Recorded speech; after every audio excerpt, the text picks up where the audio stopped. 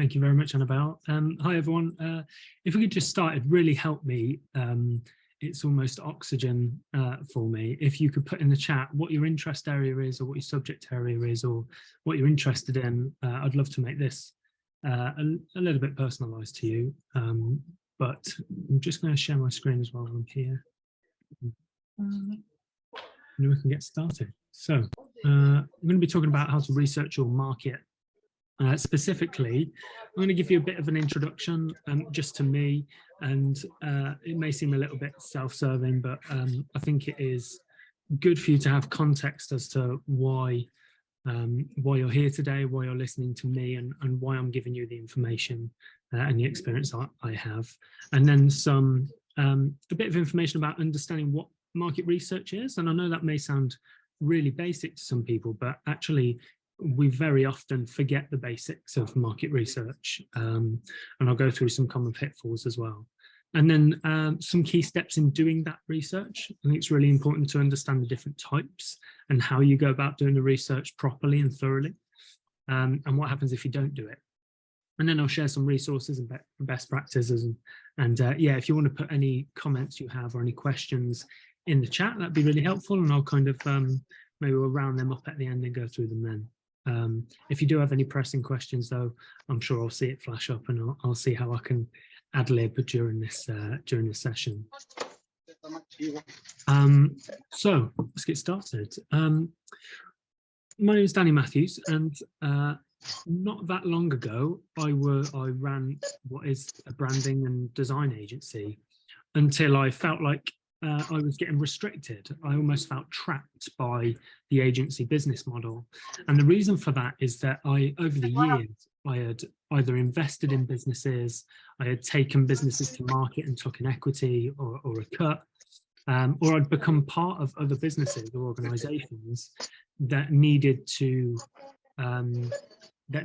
launch or scale, and I needed a place to have the flexibility to do all of that. So change the business model from an agency model to a venture builder or to a portfolio business, with the purpose of doing what my overall purpose is to advance humanity through the creative work that we do. And I had value to offer people that way. So over the years, I invested in some businesses. Some you may know, some that you don't, but almost all of them have got a purpose to improve the world in some way, whether that's financial services or banking or a product of some sort, and have had fun along the way. So I personally invested in 4 companies. I'm about to become 5, and I'm about to run a social enterprise in the foreign exchange space as well. So quite a wide variety of things. I'm also a director of Founder Institute, which is the world's largest pre-seed accelerator. We've got mentors from places like Seeders and Udemy, as well as other well-known tech brands. And this year, I will personally help about 50 startups go to market through Founder Institute. So I know a thing or two about market research and getting to market, and hopefully this will help you with your endeavors as well. Now, I've got some bad news, unfortunately. I've been invited here today with no education. I left home at 13 and was homeless, taken in by my friend's family. Before I entered the design field or the branding field, I had no experience in that field, completely self-taught, and I've got no qualifications as a designer or a business owner, if you like. I've never been to university, and my school has been people and practice, which means that in order for me to learn these things, I've had to do stuff. I've had to really go out. I've had to start a business if I wanted to learn business, or I've had to go and create a product if I wanted to learn about a particular area or a particular product. And I've just learned along the way by connecting with people, getting into the right networks, the right communities, and doing things. So a big theme for what I'm about to go through with you is a lot of it requires you actually taking action and doing the things. So as a short background, I was a mortgage and insurance broker for 10 years. So for a whole decade, I was in financial services. I later ended up creating the first digital mortgage application for brokers, and had an episode of burnout, which is basically where your nervous system shuts down, and I was temporarily paralyzed. and through that rediscovered my childhood passion of design and branding, and now use that skill to solve problems for businesses and organizations. So hopefully with that context, you'll take a lot away from today. So how do we understand market research today? I think there is a basic form of market research, which is asking people questions, and there is a in-depth, or let's call it proper, way of doing market research. But quite simply, it is the process of just gathering information, analysing it, and then interpreting it in order to make better decisions. That's as simple as it gets. So it helps people like you and me, entrepreneurs and people that want to run organisations, to understand their customers, their competitors, the market that they're in, or the potential for the market that they're in, and also things like industry trends and things that you may not be able to spot from the past, but actually what's currently happening in the market. There's a couple of main benefits of doing the market research. One of them is you can identify untapped market segments. So through research, you can figure out where the product you have may fit. You can meet needs of customers that are not currently met. So new segments of markets, emerging trends, as I say, and then coming up with new ideas, like new business ideas as a whole, if you want to go that broad, or very specifically, new product ideas maybe. But also, the risk of doing business without doing the research first is quite high. So one of the benefits of market research is just to understand how the market works.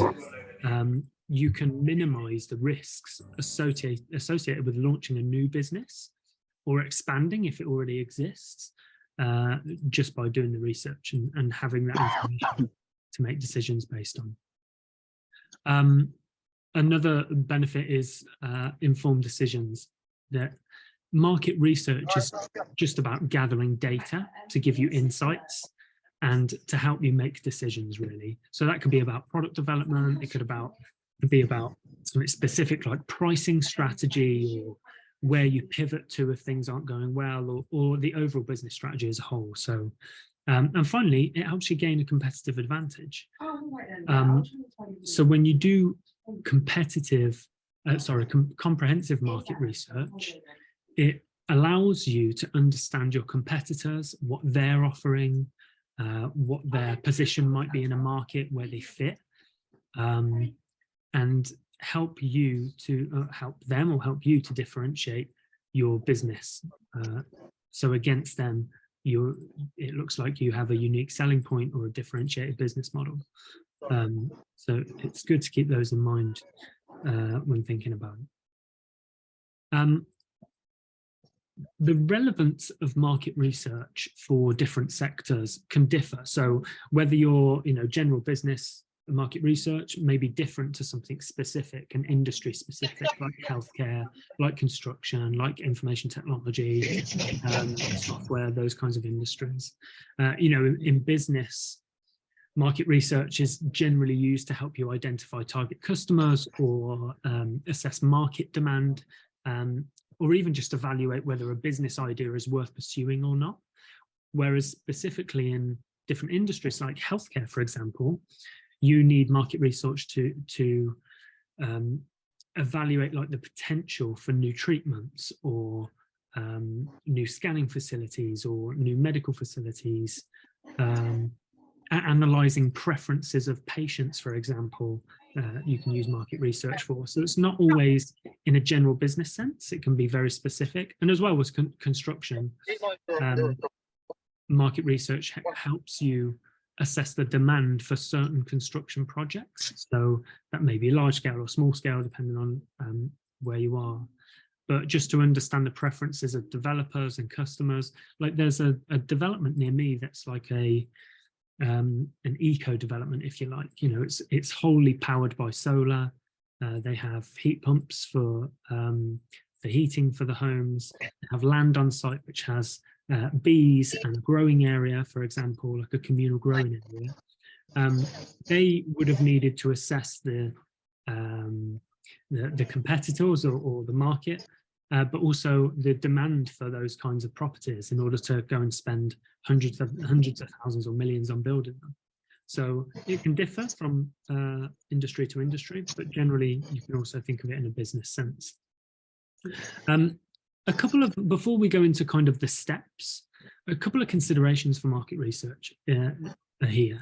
And this is definitely not my area, you know, thinking about the kind of legalities of privacy and data protection and transparency and maybe guidelines in a specific industry that govern how you use the information you're taking from people.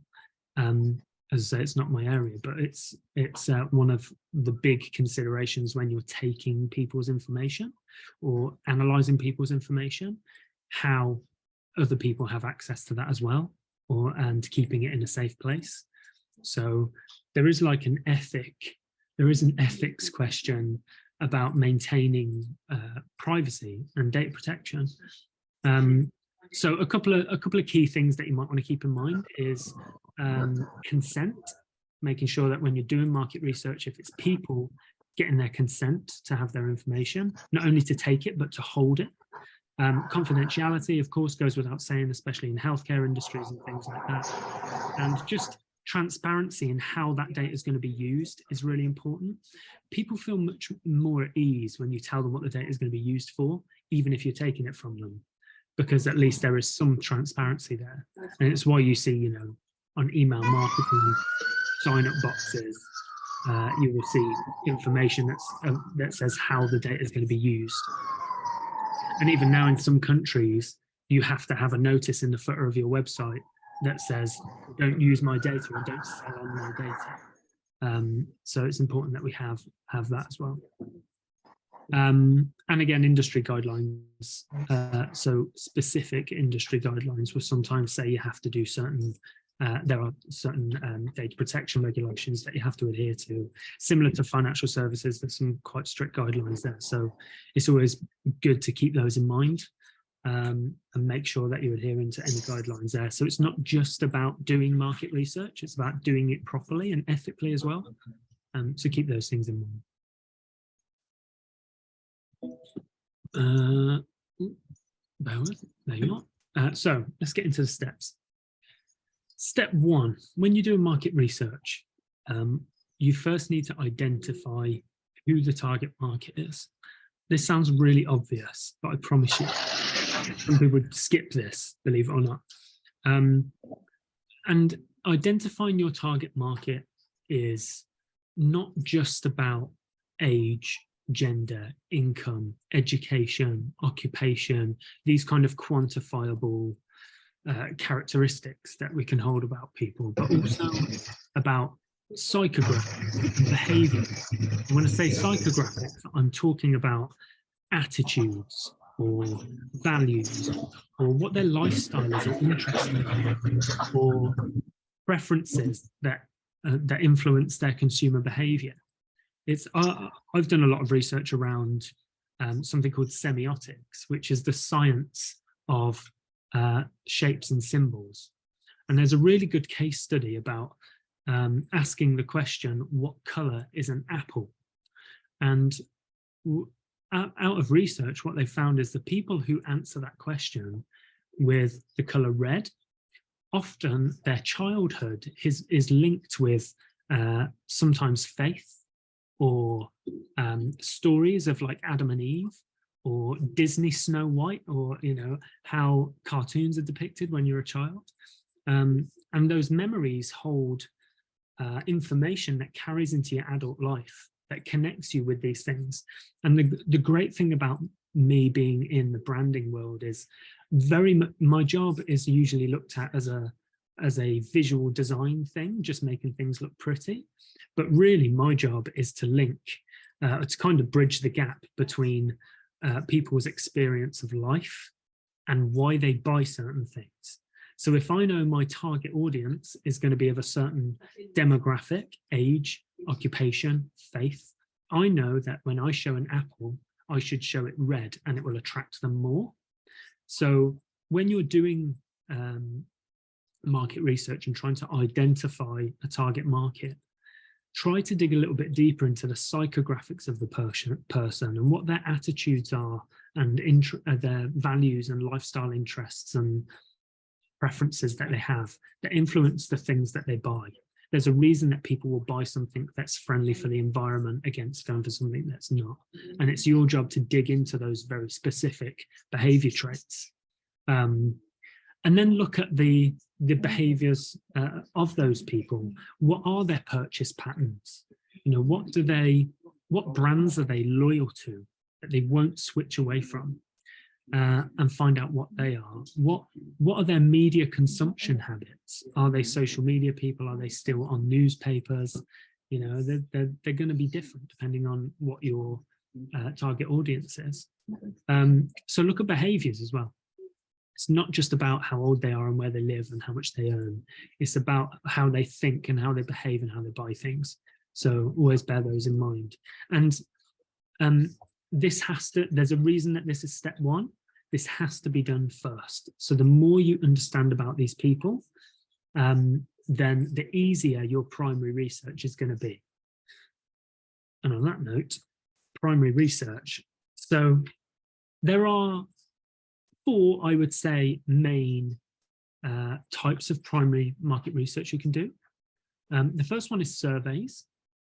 So you can go and do surveys, you can gather information through questionnaires, online surveys, face-to-face interviews. It doesn't matter how you do it, but you're looking at gathering specific information on a target market. And you can do that very easily these days through surveys, whether it's in person or online, or out to a mass market. And what I'll do is in a moment, I'll give you a few pros and cons of each, so you can make an informed decision yourself. The second is interviews. Interviews are amazing. They're a really smart way to get very insightful opinions, thoughts, experiences from your target market. And what's great about interviews is if you do it, you can do it online or you can do it in person. But the great thing about it is you can read, you not only get the answers, but you can read the body language or the way that the answer's delivered, depending on what the questions are. So you might just ask a basic question, but they will answer it in such a way that changes their state. You know, they become excited and very handsy, or, you know, they're very subdued, or they change their tone of voice. And listening beyond what the answer is really important in interviews.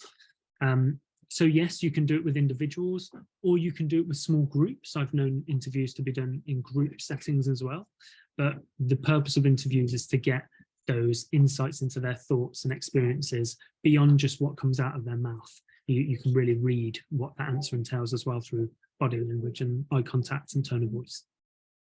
I mentioned one-to-one or group. You can do focus groups, which are slightly different from a group interview. So focus groups are more about group discussion. So everyone engages. So you can facilitate group discussions with like a select group of people. You can choose those people. They can apply, for example, and you can choose which ones you think would you would select for that particular piece of research. And you can get opinions and ideas that way.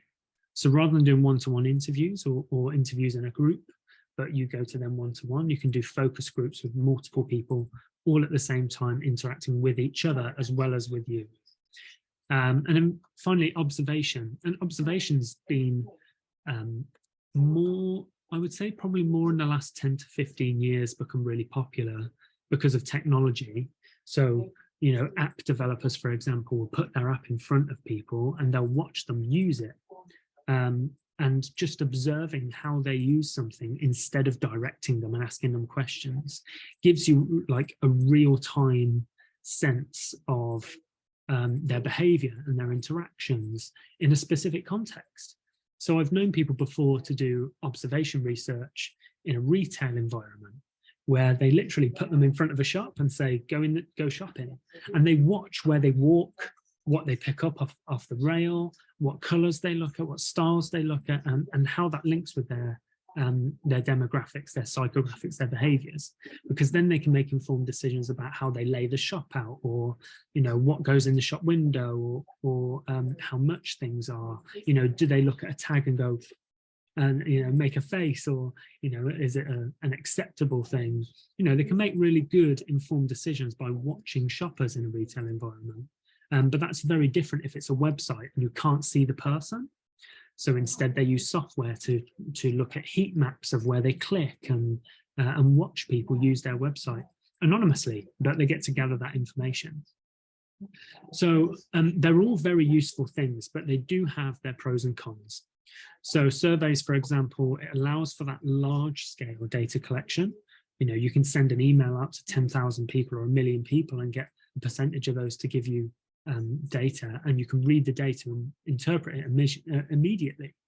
The only problem with it is you can't catch that nuanced insights, those reactions, or the face, the reaction of their face or their tone of voice. You can't capture any of that. It's purely based on the answer to the question. Similarly to interviews, you can get a little bit more in-depth information because there's more questions you can ask, and you can read that facial expression or that tone of voice or whatever. But it's really resource intensive to have a full day, or, you know, I've known it to go on for weeks and weeks, where people just sit in an office and get people to come in.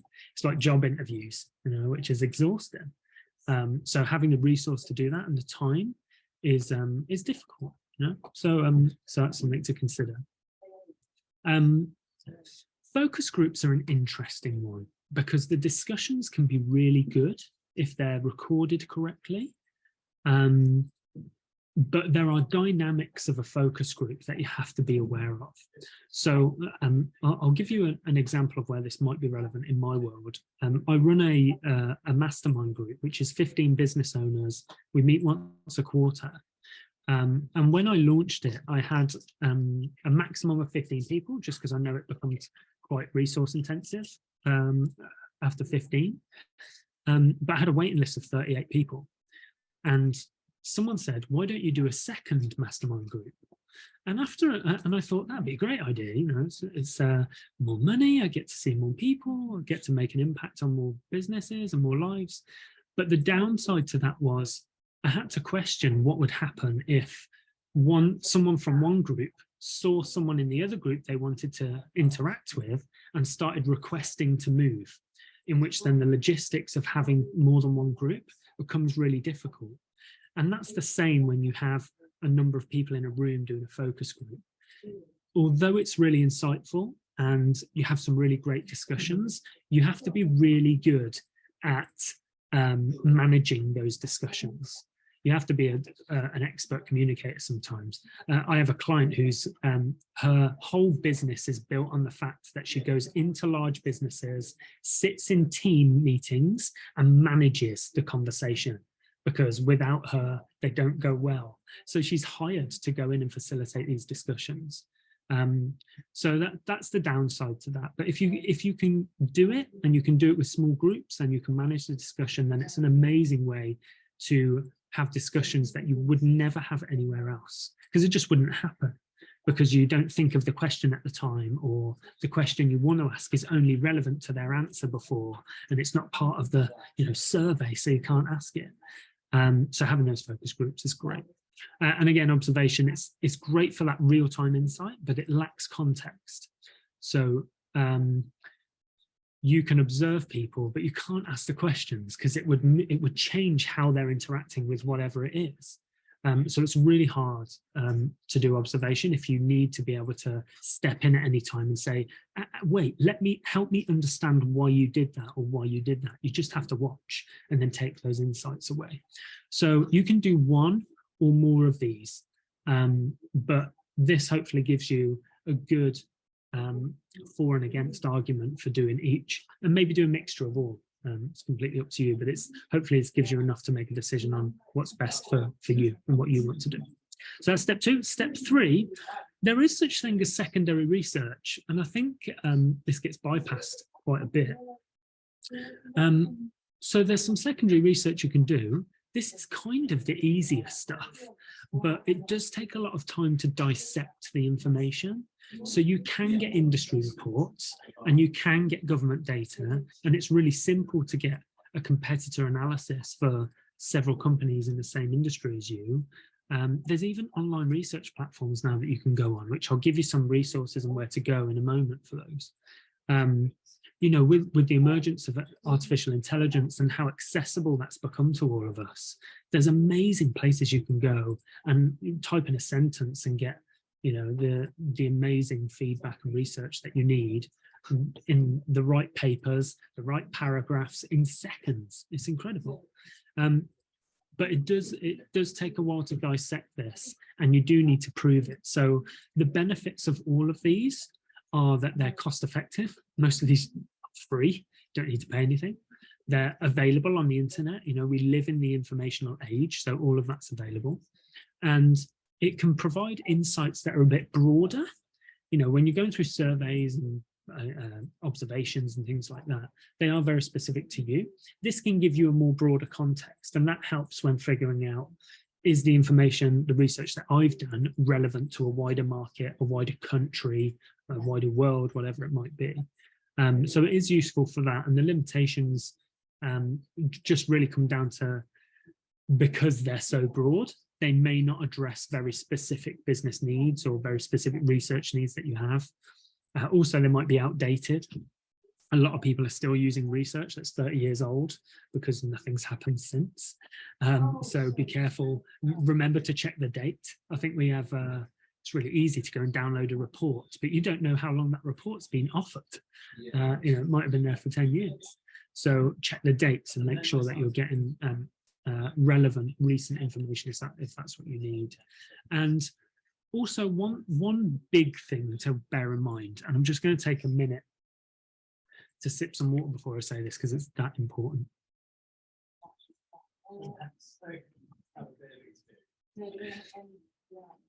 I can make a research paper say whatever I want it to say. All I have to do is ask the right questions. So when you're looking at secondary research and this broader information, remember that if it's from a for-profit organization, they are trying to sell something. So this information has been geared towards them being looked at in a positive light. Because I can make a research paper say whatever I want it to just by asking the right questions.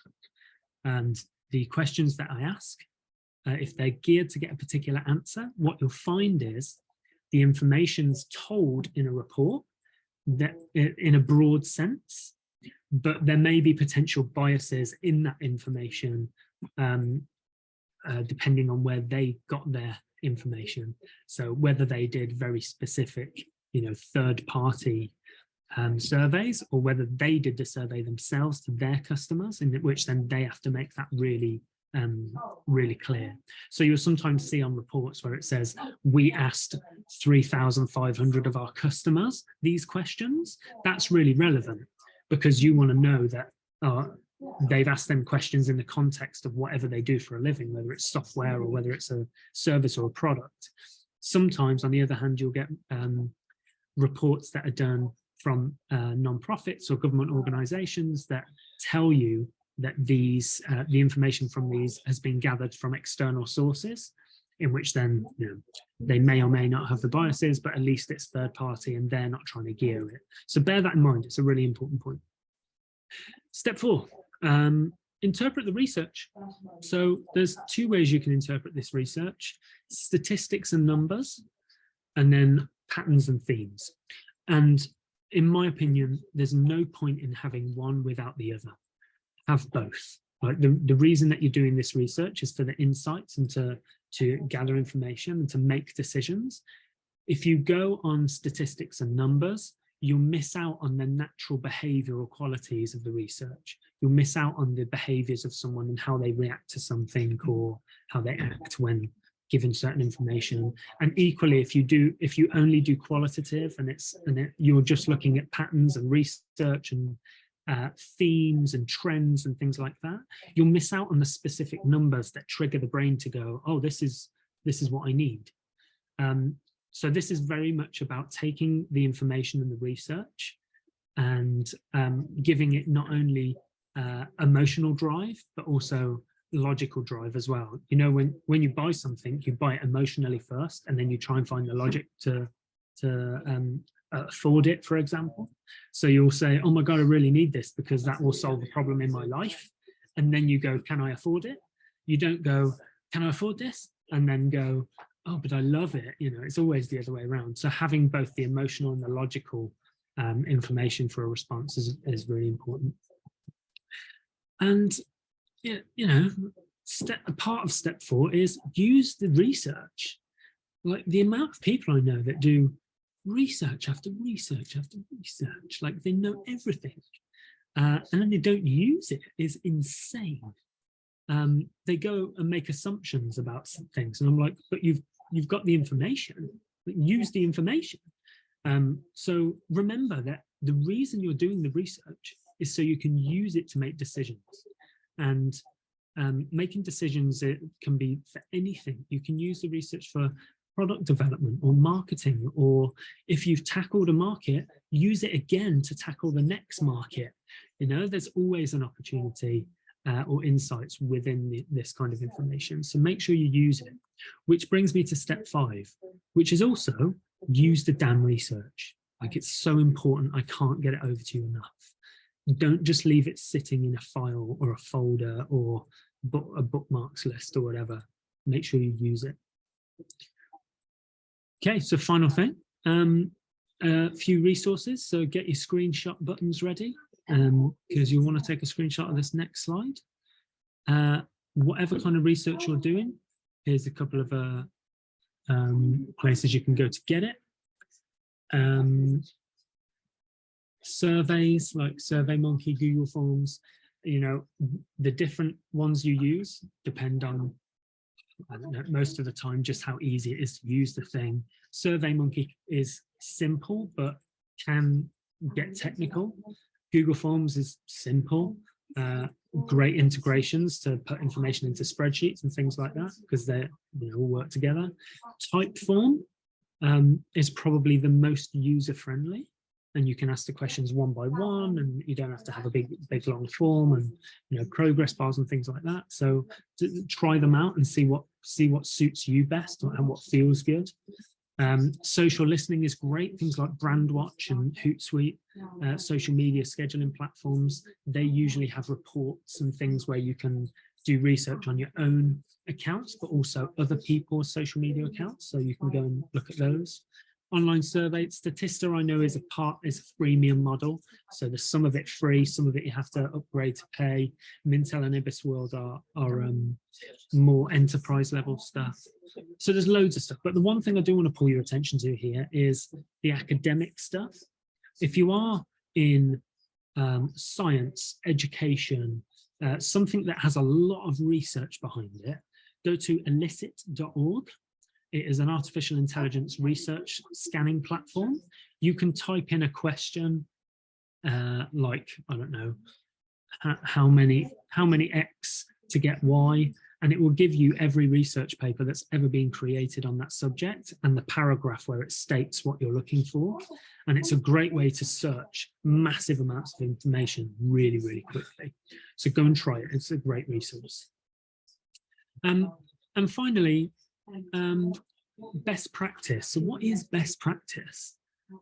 Which primary and secondary research should you do? And the answer to that really is just whatever combination is most appropriate to get the result, which is a really hard question for me to answer.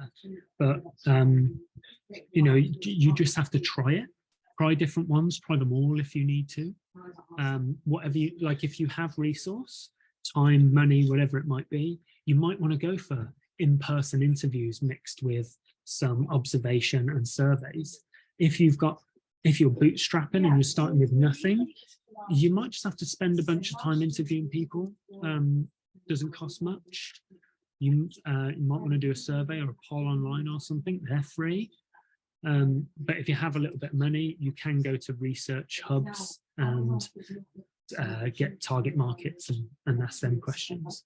So there's no real black and white ABC answer. Best practice is whatever you need to get what you need. And finally, before I give you two very quick case studies, is the timing of the research. So as I mentioned before, I'm the director of Founder Institute. We currently have 30 founders going through the program. We're about halfway through. The amount of founders that have built a minimum viable product, so like an app or a product or a bit of software or whatever, before they've done the research is insane. Please do the research first. You will save a lot of money and a lot of headache. And you know, get your hands stuck in there. Get your hands dirty with this. It's a really, really fulfilling, insightful process, and it should excite you to do this. I know it seems like a boring subject, right? It's market research, but it can be really exciting. So I'll give you a couple of ways that market research has been pretty amazing for some companies you might know. One of them is Uber. Uber's CEO, Dara, not Travis Kalanick, because you know, he moved on, but Dara, new CEO, one of the things he did was he got in one of his own cabs and he drove around. He drove around Silicon Valley and San Francisco, and he picked up people and he asked them questions about their experience while they were in the car. And that was an amazing bit of like personal one-to-one research, surveying, observation, conversation, because sometimes 2 people got in the car, 3 people got in the car, and he was able to get this from the horse's mouth. He was able to do the market research he needed to improve on Uber's service. And I love people like this. I've got a client at the moment who's a cleaner. She has 104 staff. But when something goes wrong, she puts her gloves on, she gets in the car and she goes and cleans toilets because she's dedicated to the service that she gives. And I wouldn't usually take on a client that was a cleaning company, but she was so inspiring. I said, I can't wait to work with you because you are the kind of people we need in this world. So get your hands dirty. It can be really fun. And then second and finally, another one that everyone knows, Airbnb. So the branding studio, yes, they're a competitor of mine, but I love them. The branding studio did Center Parks recently, also did Airbnb back in the day when they did their rebrand and their campaign. And design studio staff who were working on this project spent 9 days traveling the world in Airbnbs, speaking to hosts, staying in their houses, just being in their environment so they could understand the process and the feeling and what they got from using Airbnb as a host, as a traveler, as a booker, whoever it was. And I think they did a much better job because of it, because they didn't just understand from customers, people that were booking Airbnbs, what it was like to book an Airbnb. They didn't just understand what it was like to be a host and put your house on the market for people to rent. They lived it. They lived it for 9 days, and they understood their market and their competitors and everyone else through doing that. So yes, you can do surveys. Yes, you can do little focus groups and interviews and all kinds of observations and all kinds of things. But getting your hands in there and experiencing what you want your customers to experience is sometimes the best kind of research you can do. Thank you. Thank you so much, Danny. That was really insightful. I definitely wrote loads of notes and learned a thing or two. And I really do love market research. It's the practical element of when you're starting a business, but it's also a process to continually improve and make sure that you've got your customers and your business at the forefront of everything that you're doing. So thank you for those insights. You're welcome.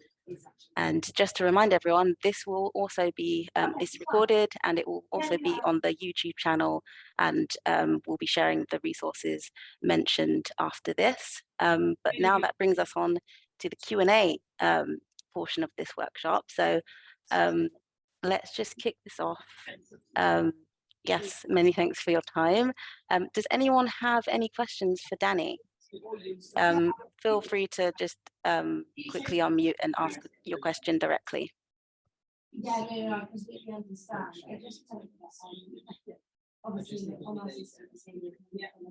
Hello. Go ahead. Can you hear me? Yeah, Can I just want. Can I?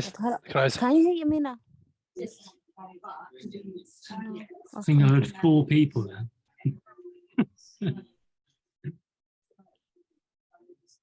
Thank you Okay. for your comments in the chat as well. Thanks. Okay, John, do you want to go first? Yeah, hi, Danny. That was really interesting, particularly because I'm just sort of in the final stages of completing a module, which is called business planning, and obviously market research is there. Are there some good platforms to look for channeling, for distribution and, for a product or a service? What are the what platforms would be appropriate to market the product? Can you give me some context, John? You have a service or a product, and you want to reach your customer base. Mm-hmm. Are there similar sort of platforms like the ones that you've just produced, that you've just talked about? Actually, you've probably highlighted or reminded me of a point that wasn't in this presentation, which has become more obvious to me as the years go on, which I think whenever I've tried to launch a new product or service, research has become the channel. Through things like interviews and speaking to people about the research. It's really interesting that whenever I've launched a product in the past and doing the market research, it's amazing how many people go, I would definitely buy that if you made it. And funnily enough, sometimes you've half made it. You can almost take a payment on the phone, I did have a service once that was like a group branding program, I guess you could call it. And I sold it to 8 people before I created it because it was part of the research. I spoke to, I think, 40 people and said, I'm thinking of doing this thing. You're not going to get me one-to-one, but you're going to have a load of other businesses around you doing the same thing. And I'll walk you through every step and I'll hold your hand and everything. It's probably going to cost you about $3,000. Will be done in 12 weeks. Is that something you'd be interested in? And 8 people said yes. And I said, cool, what's your long card number? And then they gave me it. And I was like, this is amazing. I can't believe I haven't even done anything. And they've given me money. So yeah, you've reminded me that sometimes the research is the channel, I think. And I hope that answers your question, but feel free to follow up. It does, and it's a very good point too. Thank you. Thanks. Thank you very much. Thanks, John. I think your screen name is iPhone. Did you have? Sorry, I didn't know your name, but if you want to unmute and introduce yourself and ask your question. I want to be trendy. We had a name like that. Thank you, Danny, for this interesting presentation. And I'd like to ask a question about the market research. How much do you need to spend the money on the market research, and how much money you need to spend on market research? And is there anything you can say about how many times or the percentage of a change of direction after a market research? Is that often like there is a change of direction or not? That's a really good question, Farah. Thank you. Let me try and address them in order. So the cost of market research first. Let's tackle that first. Market research is such a wonderful thing because you have the flexibility of paying for it or not paying for it. In most circumstances, paying for it just helps you do it quicker. It doesn't necessarily give you a better quality of research. So, for example, I can go to a website where I can select my target market.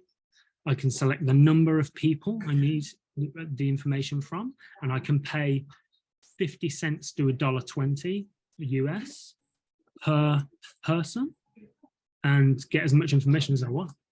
I could do $200 and get 180 people to answer some questions or go through a test, or I can spend 5,000 and I can just get more information. So that's good because it's flexible. The amount of research you need, do you know my best answer for how much research do you need is that research shouldn't really stop. So you can kind of decide what feels comfortable for you in your market and in your target, for example, for your product. You could probably find a benchmark through secondary research, through reports and things. If you go and find a report in your industry that says we surveyed 3,000 people, I'd probably use that as a benchmark, because then at least you have some comparison. That's probably how I would go about it. But as a sideline, the market research should never really stop. So even once you have the information you need and you're running with it, every customer you speak to, every potential customer you speak to should be a little bit of research anyway. And that should inform you in real time as you start to build and pivot and those kinds of things. Before I move on, can you remind me of your last question? It was about pivoting. About the change of direction after doing a market research. Is that often to happen, or is that very rare? Or the change of direction can happen anytime after the market research? Like if you have a business plan or a business idea, and you do a market research, and then the percentage of change of direction, is that often happens, or is it something that the market research, has it have a big impact on the business idea or business plan? Yeah, that's a good question. Really hard question to answer, Farah, only because I think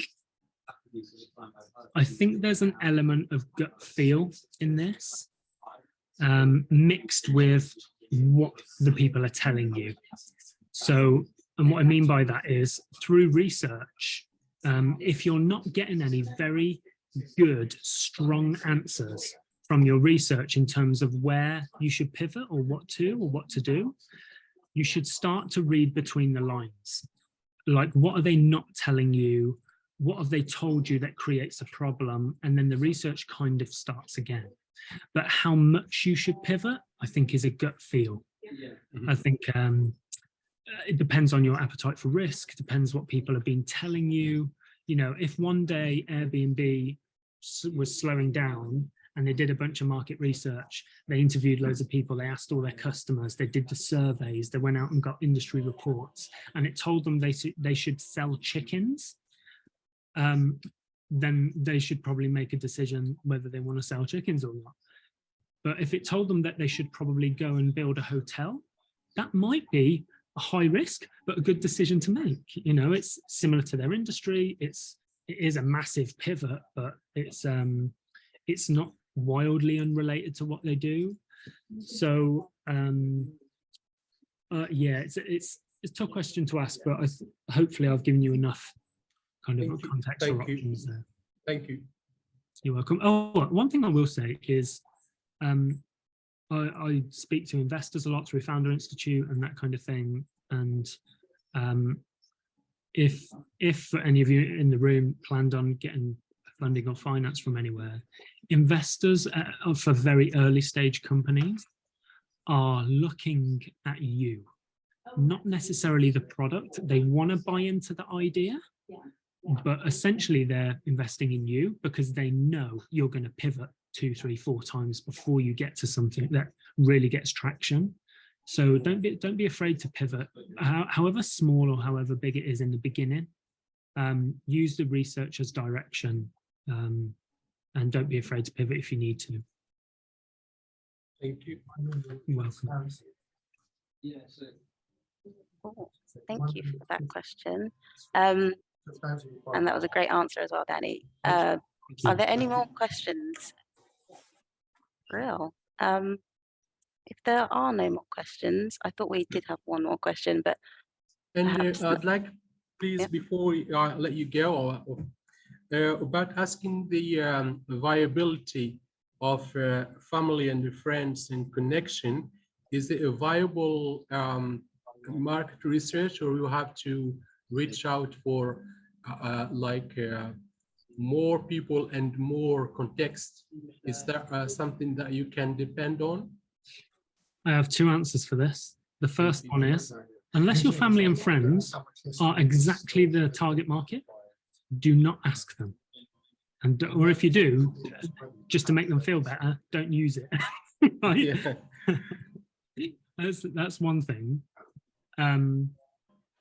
Because there's, you know, unless you just want their opinion, that's fine. But actually, as part of the market research, I don't think it's useful. What was my second part? I lost my train of thought.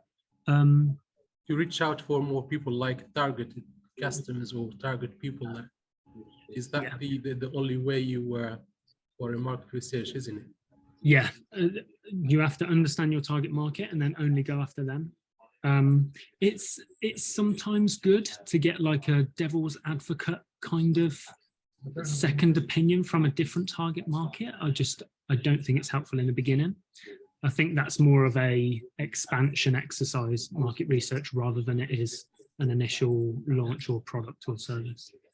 So yeah, you know, we love our family and friends, but I love the old Ford quote. If I asked people what they wanted, they would have said faster horses. You know, sometimes they won't give you the answer you need.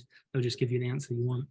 And what about approaching competitors, like to get an idea? Is that something that you can rely on? To some extent. I wouldn't use it as primary research, but a little bit like industry reports. I don't think there's anything wrong with picking up the phone or knocking on a door and saying, hey, I do a similar thing. How are you finding business at the moment? Where are you getting clients from? I do it with branding people and designing people all the time. You know, how's business? Where are you getting clients from? Is social media slowing down? You know, are you still getting word of mouth referrals? You know, how is the market changing? I actually think it's an amazing way to get a general feel, but I don't think it will give you a lot from a market research perspective. So leave it as a secondary. Thank you. You're welcome. Thanks, guys. That's fun. Great. So thank you again, everyone, for joining, and we'll see you next week.